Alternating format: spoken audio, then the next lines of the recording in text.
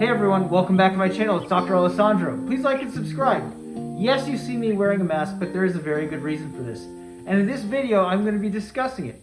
So when you're using something called acrylic, or for example, jet acrylic, PMMA, polymethyl methacrylate, this being the monomer, the powder being the polymer, it's always important to utilize the right kind of container or mixing dappen dish in order to put the liquid in, because you can use what I just showed you, this glassish material, which is good, or you can use this one, which is kind of a rigid plastic, and this will work too.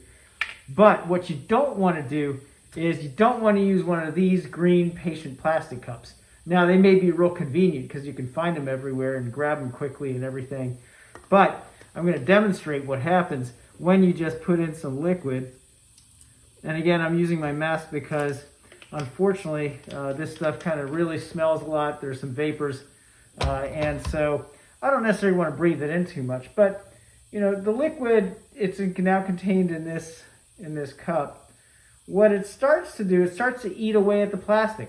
So what you'll end up seeing is that this will kind of bulge out eventually. It just takes a little bit, takes a couple minutes. It'll bulge out, and then it'll actually break open. The liquid actually melts this patient plastic cup. So it just takes a little bit of time. But I'm demonstrating this right now as I'm kind of sitting here talking with you because it's important. It does not take very long. That is, within minutes, this thing, you'll see, will end up bulging out and then ultimately breaking open. And then you've got a real mess on your hands when you're talking about cleanup for, post-operatively and after all the procedures done and everything. You end up with a big old mess. So you don't want to end up with a big old mess. So don't use the patient plastic cup. Use something that's rigid and strong and well dedicated for the purpose, like this two-sided glass dappen dish. Depends on how much you need to mix. Yeah, I know it's not common that you use acrylic for temporary crowns. Most people are now resorting to the composite resin type or modified composite resin material. But in a snap or in a pinch, acrylic is a really good material to use.